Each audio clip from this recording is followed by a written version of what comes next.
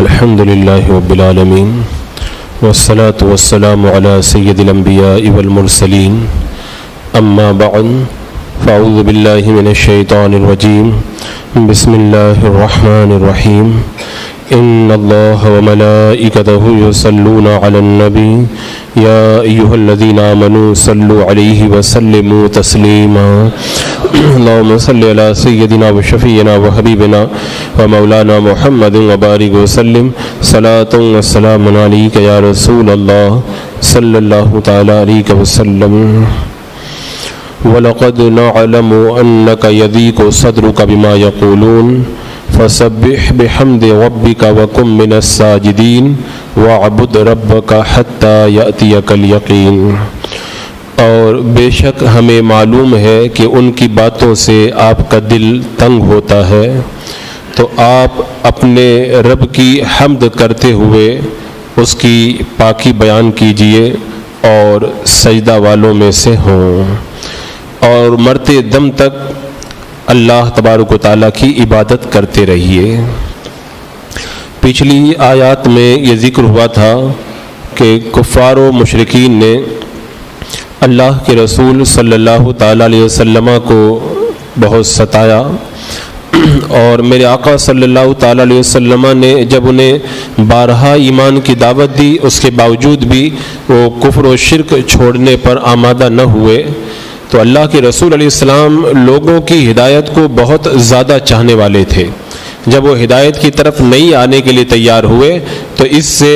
آپ کا سینہ مبارک تنگ ہو جاتا تھا۔ آپ کی یہ دلی خواہش تھی کہ لوگ ہدایت کو قبول کریں،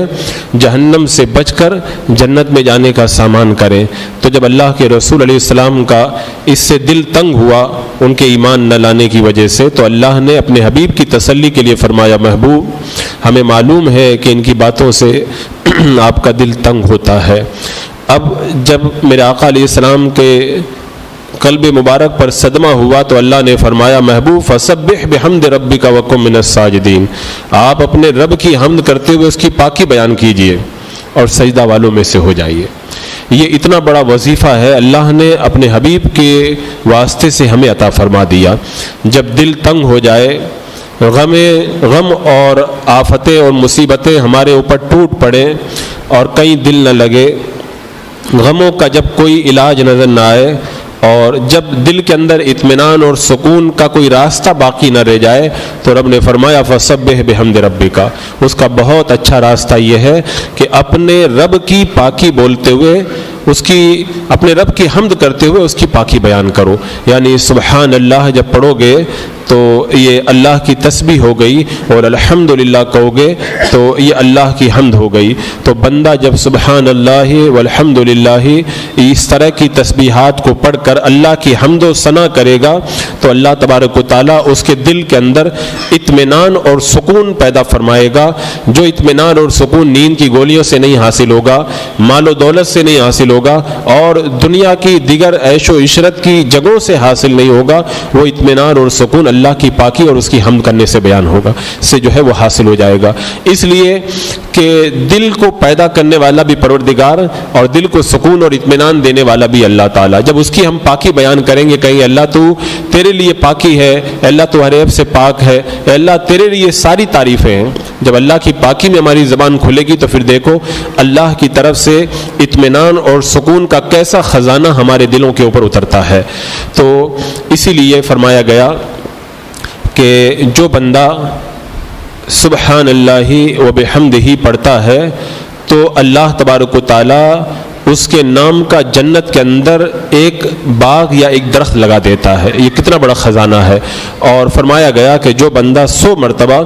سبحان اللہ و بحمدہ سبحان اللہ العظیم یا سبحان اللہ و بحمدہ جو بندہ پڑھ لے 100 مرتبہ، تو اس کے سارے گناہ معاف کر دیے جاتے ہیں، اگرچہ وہ سمندر کے جھاگ کے برابر بھی کیوں نہ ہو۔ میرے آقا صلی اللہ تعالیٰ علیہ وسلم کی بارگاہ میں ایک شخص حاضر ہوئے اور انہوں نے اپنے رزق کے تنگ ہونے کی شکایت کی، یعنی انہوں نے کہا کہ یا رسول اللہ میرا رزق تنگ ہو گیا اور میں تنگ حالی کا شکار ہوں، میرے پاس میں مال و دولت نہیں آتے۔ تو اللہ کے رسول علیہ الصلوۃ والسلام نے ان کو بھی یہی وظیفہ بتایا جو اللہ تبارک و تعالیٰ نے اپنے حبیب کو عطا فرمایا تھا۔ اللہ کے رسول علیہ السلام نے فرمایا کہ تم ایک کام کرو، جب صبح صادق ہو جائے، یعنی فجر کا وقت جب شروع ہوتا ہے، اس کے بعد سے لے کر کے فجر کی نماز سے پہلے اس درمیان میں جو ٹائم رہتا ہے، اس میں 100 مرتبہ سبحان اللہ و بحمدہ، سبحان اللہ العظیم و بحمدہ، استغفر اللہ، اس کو پڑھ لو تو دنیا تمہارے پاس میں ذلیل ہو کر کے آئے گی، یعنی دنیا کو جھک مار کر کے تمہارے پاس میں آنا پڑے گا، اور دنیا کے خزانے تمہارے جو ہے وہ دامن کے اندر سمٹ کر کے آ جائیں گے۔ صحابی نے پڑھا تو بعد میں اللہ کے رسول علیہ السلام کی بارگاہ میں آئے اور کہنے لگے، یا رسول اللہ، دنیا اتنی آ گئی کہ مجھ کو سمجھ میں نہیں آتا کہ میں کہاں پہ رکھوں اور کہاں پہ نہ رکھوں۔ تو بندہ جو ہے وہ صدق کے دل کے ساتھ جب یہ پڑھتا ہے تو اللہ کی تسبیح اور اللہ کی پاکی سے غم بھی دور ہوتے ہیں، اللہ تعالیٰ رزق بھی عطا فرماتا ہے۔ اور یہ اتنا بڑا خزانہ بخاری شریف کی جو سب سے آخری حدیث پاک ہے، اس میں اللہ کے رسول علیہ السلام نے یہی تو فرمایا، مفہوم حدیث ہے کہ 2 کلمے ایسے ہیں زبان پہ ہلکے ہیں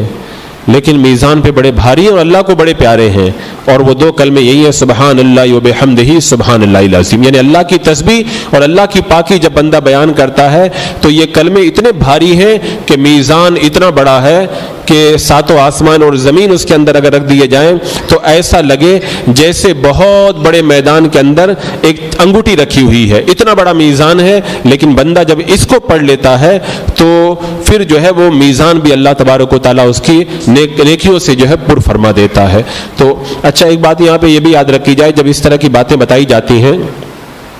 لوگ پڑھنا شروع کر دیتے ہیں اور بعد میں کہتے ہیں میں نے پڑھا مجھے کوئی فائدہ ہی نہیں ہوا۔ فائدہ ہوگا۔ سب سے پہلی شرط یہ ہے کہ آپ کے دل میں یقین ہونا چاہیے کہ میں جو پڑھ رہا ہوں اللہ تعالیٰ اس کا صلہ مجھے ضرور دے گا۔ دوسری بات یہ، جب بھی کچھ پڑھیں تو جلدی نہ مچائیں کہ آج پڑھا ہوں تو بس مجھ کو ہاتھوں ہاتھ اس کا رزلٹ مل جائے، نہیں۔ کبھی کبھی اللہ کی مرضی ایسی ہوتی ہے کہ فوراً اس کا نتیجہ مل جاتا ہے، اور کبھی اللہ چاہتا ہے تو فوراً نہیں ملتا، اس کے لیے ایک وقت اللہ نے مقرر کر کے رکھا ہے، جب وہ وقت آ جاتا ہے تو اللہ تعالیٰ اس کا نتیجہ اسے عطا فرما دیتا ہے۔ لیکن جو بندہ جلدی کرتا ہے وہ اس کا فائدہ نہیں اٹھا پاتا۔ ایک تیسری ضروری بات، اس طرح کی چیزوں کا جو فائدہ ہوتا ہے وہ اسی وقت ہوتا ہے جبکہ صحیح طریقے سے پڑھا جائے۔ عام طور پر ہم صحیح طریقے سے پڑھتے ہی نہیں ہیں ہم لوگ، جیسے سبحان اللہ و بحمدہ، سبحان اللہ العظیم، اس کے جو الفاظ ہیں آپ وہ پڑھیں گے تبھی تو آپ کو فائدہ ملے گا۔ اب آپ کا تلفظ صحیح نہیں ہے اور آپ صحیح طریقے سے پڑھ نہیں رہے تو کہاں سے فائدہ ملے گا؟ معاذ اللہ، جیسے آپ یہ پڑھ دیں سبحان اللہ و بحمدہ، سبحان اللہ العظیم، آپ عظیم پڑھ دیں گے تو یہ تو معاذ اللہ کفر ہو گیا۔ یہ تو آپ زوئے کی جگہ جو ہے زوا کی جگہ آپ اگر جیم پڑھ دیں گے تو اس کا فائدہ کیا ملے گا؟ اور آپ جو ہے الٹے نقصان کے اندر پڑ گئے۔ تو ایسے موقع پہ بندے کو چاہیے کہ اپنی غلطی کو دیکھے، یہ نہ دیکھے کہ میں نے پڑھا مجھے تو کوئی فائدہ نہیں ہوا۔ اور اللہ نے اپنے حبیب سے جو غم کے موقع پر یہ تسبیح اور حمد کا حکم دیا، اس حوالے سے تسبیح فاطمہ تو بہت بڑا وظیفہ ہے۔ ہر نماز کے بعد میں 33 مرتبہ سبحان اللہ اور 33 مرتبہ الحمدللہ اور 33 یا 34 مرتبہ اللہ اکبر، اور اس کے بعد میں 1 مرتبہ لا الہ الا اللہ وحدہ لا شریک لہ لہ الملک و لہ الحمد وہو علی کل شیء قدیر، یا ایک بار کلمہ شریف پڑھ لیں۔ حدیث پاک میں آیا کہ یہ ایسا وظیفہ ہے کہ جو بندہ اس کو پڑھ لے گا تو اس دن اس سے اچھا عمل کسی کا نہیں ہوگا۔ یہ اس وظیفے کو آپ پڑھیں، لیکن میری آپ سے گزارش یہ ہے کہ جب تسبیح فاطمہ پڑھیں تو صحیح پڑھیں۔ یہ بڑے تعجب کی بات ہے، ہمیں اللہ کا نام بھی صحیح نہیں لینا آتا۔ لوگ پڑھتے ہیں اللہ، تو یہ اللہ تو صحیح نہیں، وہ تو غلط ہو گیا ہے، تو اللہ ہاں نکلنا چاہیے نا، لیکن لوگ ہاں نکالتے ہی نہیں ہیں اور پھر کہتے ہیں کہ ہمیں فائدہ نہیں ہوا۔ تو جب بھی پڑھیں تو سبحان اللہ، یہ ہاں کی آواز آنا چاہیے، الحمدللہ آخر میں جو ہاں ہے اس ہاں کی آواز آنا چاہیے، لیکن لوگ پڑھتے رہتے ہیں سبحان اللہ سبحان اللہ سبحان اللہ الحمدللہ الحمدللہ، تو یہ تو غلط ہو گیا۔ یہ تو آپ اللہ کا نام ہی غلط پڑھ رہے ہیں تو اس کا فائدہ آپ کو کہاں سے ملے گا؟ تو جب بھی پڑھیں تو ایسے پڑھیں سبحان اللہ سبحان اللہ سبحان اللہ، ہر جگہ ہاں نکلنا چاہیے۔ اور اگر ایسے ہاں نکالنے میں دقت ہو تو ملا کے پڑھیں سبحان اللہ سبحان اللہ سبحان اللہ سبحان اللہ، تو اس طریقے سے آپ جب صحیح پڑھیں گے تو اس کا فائدہ انشاءاللہ آپ کو بہت بڑا ملے گا۔ اور روایتوں میں آتا ہے کہ جو بندہ بستر پہ روزانہ جب جائے تو یہ تسبیح فاطمہ پڑھ لے، 33 مرتبہ سبحان اللہ، 33 مرتبہ الحمدللہ اور 33 مرتبہ اللہ اکبر اور 1 بار کلمہ شریف، تو جو فائدہ ملے گا ثواب وہ تو اپنی جگہ، لیکن اس کا ایک بڑا فائدہ یہ ہے کہ بندہ جب صبح میں اٹھے گا تو ایک دم فریش ہو کر کے اٹھے گا۔ وہ جو بہت سارے لوگ اٹھتے ہیں نا کہ طبیعت ایک دم بوجھل ہے، کام کرنے کا دل نہیں بن رہا، تو اس تسبیح کا اتنا بڑا فائدہ ہے، بندہ جب اٹھے گا ایک دم فریش ہو کر کے اٹھے گا، طبیعت میں بڑا نشاط اور بڑی خوشی اس کے رہے گی۔ تو اللہ نے اپنے حبیب سے فرمایا محبوب ہمیں معلوم ہے آپ کا سینہ مبارک ان کی باتوں سے تنگ ہوتا ہے، تو آپ اللہ کی حمد کرتے ہوئے اللہ کی تسبیح بیان کیجیے، اور فرمایا وَقُم مِّنَ السَّاجِدِينَ، اور سجدہ کرنے والوں میں سے ہوں۔ اللہ کے رسول علیہ السلام کا طریقہ یہی تھا کہ جب بھی کوئی تکلیف اور پریشانی آتی تو آپ نماز کے لیے کھڑے ہو جاتے۔ اللہ نے فرما دیا محبوب جب دل تنگ ہو جائے تو پھر آپ سجدہ کرنے والوں میں ہو جائیں، تو پھر آپ بھی اس وظیفے کو اپنائیں۔ جب بھی کوئی پریشانی آ جائے کسی بابا اور کسی اور کے پاس جانے کی ضرورت نہیں ہے، آپ اللہ کی بارگاہ میں آئیں اور نماز کے لیے کھڑے ہو جائیں، پریشانی خود دور ہوتی ہوئی نظر آئے گی۔ آج کل یہ بڑا عجیب چکر نکل چلا ہے کہ آدمی کو جب پریشانی ہو جاتی ہے تو کوئی بابا تلاش کرتا ہے۔ ٹھیک ہے، کوئی اگر واقعی ایسی جادو یا کوئی تکلیف ہے تو ہمیں علاج کرانا چاہیے، اس کا انکار نہیں ہے، لیکن میرے کہنے کا مطلب یہ کہ نماز بندہ نہیں پڑھتا ہے اور بابا کو تلاش کرتا ہے۔ پہلے آپ نماز پڑھیں، اس کے بعد میں علاج کرائیں تو اللہ تعالیٰ اس کا فائدہ دے گا۔ اور یہ لوگوں کا جو اعتقاد کمزور ہوا اس کا فائدہ جو ہے بابا لوگوں نے اٹھانا شروع کر دیا۔ 25-50 لوگوں کو ایک بندہ ادھر لے کے بیٹھا ہوا ہے، 25-50 لوگوں کو دوسرا بندہ ادھر لے کے بیٹھا ہوا ہے، اور لوگ اس کے پاس جا رہے ہیں، اس کی خود کی نماز کا کوئی پتہ نہیں ہے، اور وہ بڑی کرامتیں اپنی بیان کرتا ہے، میں یہ کر لیتا ہوں وہ کر لیتا ہوں، اور لوگ اسی کے اندر مگن ہیں،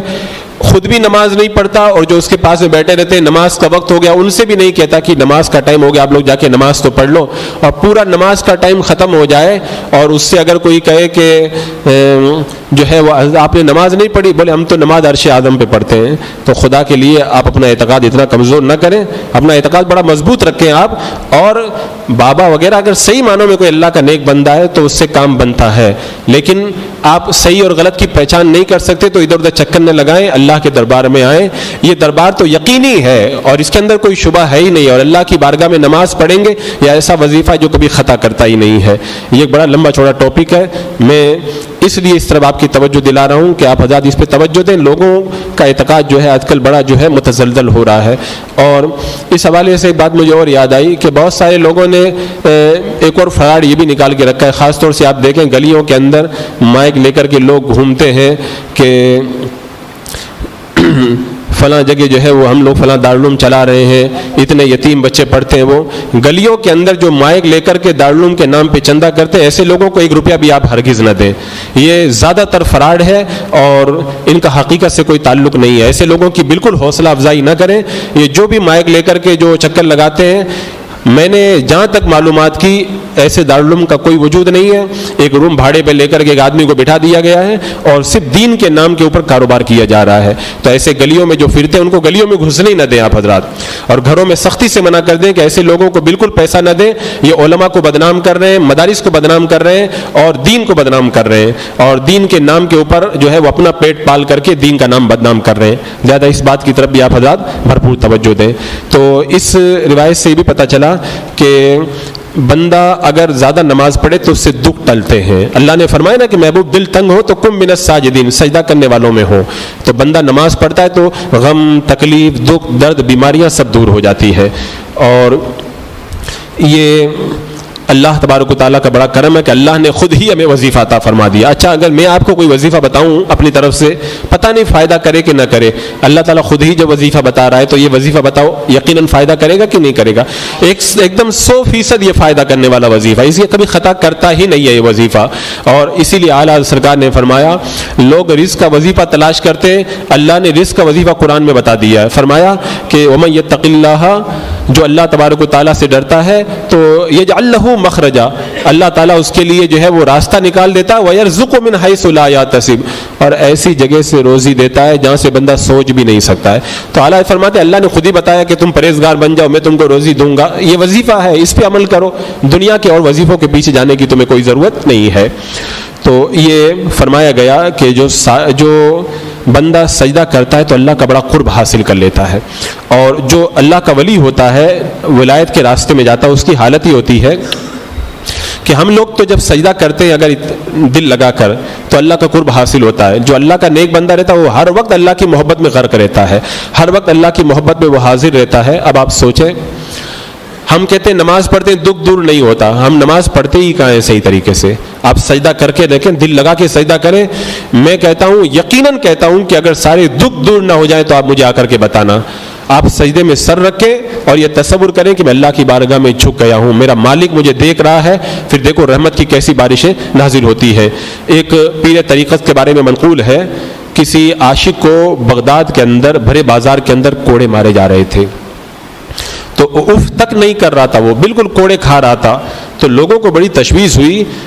لوگوں نے پوچھا کہ اتنے زبردست کوڑے مارے جا رہے ہیں، تم اف تک نہیں کر رہے ہو؟ تو اس نے جواب میں کہا کہ جب مجھے کوڑے مارے جا رہے تھے، مار پڑ رہی تھی، تو میرا ایک دوست جس سے میں پیار کرتا ہوں میری آنکھوں کے سامنے کھڑا تھا، تو اس کے دیدار کی وجہ سے مجھے کوڑوں کی مار کا پتہ ہی نہیں چل پا رہا تھا. اگر دنیا کا آدمی کسی دنیا کے انسان سے محبت کرے، وہ نگاہوں کے سامنے ہو، تو انسان کو تکلیف کا پتہ نہ چلے. اور جو بندہ کہے کہ میں خدا سے محبت کرتا ہوں، پھر وہ سجدے میں سر رکھ دے، تو پھر تکلیفیں اس کی کیسے دور نہیں ہوں گی. ایک نوجوان بھرے مجمع کے اندر جو ہے وہ زور زور سے کوڑے کھانے لگا، تو 99 کوڑے لگ گئے، کچھ بھی نہیں کہا اس نے. لیکن جب 100واں کوڑا مارا گیا تو چلا اٹھا. حضرت شیخ شبلی رحمۃ اللہ تعالیٰ علیہ، سلسلہ قادریہ کے بڑے مشہور بزرگ، بغداد شریف میں ان کا مزار ہے. غوث پاک رضی اللہ تعالیٰ عنہ کے مزار سے 100 کلومیٹر کے فاصلے پر ان کا مزار. بڑے پائے کے بزرگ ہیں. بے شبلی شیر حق دنیا کے کتوں سے بچا، جن کا ہم یہ وظیفہ پڑھتے ہیں، تو یہ وہیں پر موجود تھے. انہوں نے نوجوان سے پوچھا 99 کوڑے کھائے، چپ چاپ رہا، 100ویں کوڑے میں چلانے کیوں لگ گیا؟ تو اس نے کہا کہ میرا محبوب جو ہے نگاہوں کے سامنے تھا، تو مجھے پتہ نہیں چل پا رہا تھا. جب 99 کوڑے پورے ہو گئے تو میرے محبوب نے پردہ ڈال لیا اور چہرہ چھپا لیا. تو پھر مجھ کو جب 100واں کوڑا پڑا تو میں درد سے چلا اٹھا. تو حضرت شبلی رحمۃ اللہ تعالیٰ علیہ نے ارشاد فرمایا کہ جو بندہ صحیح معنوں میں اللہ کو پہچان لیتا، پھر اس کو کبھی کوئی غم نہیں ہوتا. جب محبوب سامنے ہو، بندہ 99 کوڑے کھا لے، تکلیف نہیں پتہ چلے، اور جو اللہ سے محبت کرنے لگ جائے، تو پھر اس کو چاہے بیماری آ جائے، چاہے اس کو فقیری آ جائے، اور چاہے وہ بڑے سے بڑی مصیبت میں مبتلا ہو جائے، اسے تکلیف کا احساس نہیں ہوتا. تو اللہ تبارک و تعالیٰ نے جو فرمایا کہ سجدہ کرو، اللہ تعالیٰ تمہارے غموں کو دور کرے گا، تو سجدے سے مراد یہی ہے صحیح معنوں میں اللہ کی بارگاہ میں سر جھکا دو، تو پھر دیکھو اللہ تبارک و تعالیٰ کیسی نعمتیں تمہارے اوپر اتارتا ہے. پھر آگے اللہ تبارک و تعالیٰ نے فرمایا وَاعْبُدْ رَبَّكَ حَتَّىٰ يَأْتِيَكَ الْيَقِينُ، مرتے دم تک اللہ کی عبادت کرو. میں ہمیشہ کہتا ہوں، لوگ سمجھتے ہیں کہ رمضان کا چاند نظر آئے تو اللہ کی عبادت کرو، اور پھر جب عید کا چاند نظر آ جائے تو پھر عبادت کرنا بند کر دو. اللہ نے قرآن پاک میں تو یہ فرمایا وَاعْبُدْ رَبَّكَ حَتَّىٰ يَأْتِيَكَ الْيَقِينُ، مرتے دم تک اللہ کی عبادت کرو. مرتے دم تک کا مطلب کیا ہوا کہ جب تک تمہاری سانسیں جاری ہیں اور جب تک تمہارے بدن میں جان ہے، اللہ کی عبادت تمہیں چھوڑنا نہیں ہے. وہ تو بڑے جاہل لوگ ہیں جو کہتے ہیں کہ ہم لوگ اتنی عبادت کر لیے کہ عبادت کرتے کرتے ولی بن گئے، اب ہم کو عبادت کرنے کی ضرورت نہیں ہے. یہ بھی شیطان کا بہت بڑا دھوکہ ہے. اللہ کے رسول علیہ السلام سے رب فرما رہا محبوب مرتے دم تک اللہ کی عبادت کرو. اور اللہ کے رسول علیہ السلام نے ارشاد فرمایا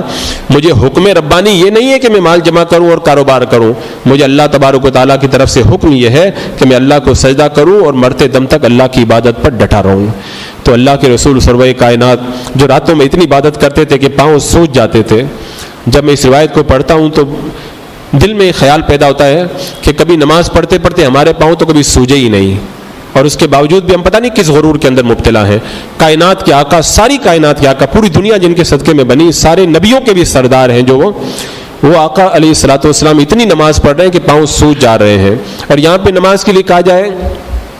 کام کا بہانہ ہے، دکان کا بہانہ ہے، پتہ نہیں کتنے بہانے ہیں. اللہ عقل دے ایسے لوگوں کو کہ ساری زندگی انہیں سمجھاتے سمجھاتے گزر گئی لیکن بات سمجھ میں نہ آئی. وہ کم سے کم اتنا ہی غور کر لیں کہ کائنات کے آقا میرے آقا صلی اللہ تعالیٰ علیہ وسلم رات میں اتنی نماز پڑھتے کہ جو ہے وہ پائے مبارک کے اندر ورم پڑ جاتا، اللہ کے رسول علیہ السلام کے پائے مبارک سوج جاتے. میں نے روایتوں میں پڑھا بزرگوں کے بارے میں کہ وہ اتنی نمازیں پڑھا کرتے تھے کہ جب رات ختم ہونے کو آتی تھی تو ان کے پاؤں سوج کر کے ایسے ہو جاتے تھے جیسے اونٹ کے پاؤں، اور جب وہ پھر بستر کی طرف جاتے تھے تو چل کر نہیں جاتے تھے، وہ گھٹنوں کے بل گھسیٹتے اپنے آپ کو بستر تک لے کے جاتے تھے. اور ایک بزرگ نے تو حد کر دی، ان کا نام مجھے یاد نہیں رہ گیا، ان کے بارے میں نے روایت میں جب یہ پڑھا تو میں حیرت میں ڈوب گیا. وہ رات بھر نماز پڑھتے، جب نیند آنے لگتی تو معلوم وہ کیا کرتے تھے، وہ سمندر میں کود جاتے تھے وہ، اور پھر تیرتے تیرتے جو ہے وہ عبادت کرتے تھے، اور اپنے نفس سے کہتے تھے اگر تو ایسے نہیں مانے گا تو پھر میں ایسے اللہ کی عبادت کروں گا. وہ عبادت کرنے والے عبادت کر کے چلے گئے، ہم لوگ پتہ نہیں کہاں کیسے پیچھے رہ گئے. لہذا اب جو بچی کھچی زندگی ہے اسے ہمیں عبادت میں بسر کرنا چاہیے. رب نے فرما دیا، یہ بھی جملہ بہت غور کرنے کا ہے. اللہ تعالیٰ نے فرمایا کہ یہاں تو اپنے رب کی عبادت کرو. یہ اللہ کی طرف سے حکم آیا ہے. بندوں کا حکم ہم لوگ مانتے ہیں تو اللہ کا حکم تو اور زیادہ ماننا چاہیے. مرتے دم تک اپنے رب کی عبادت کرو.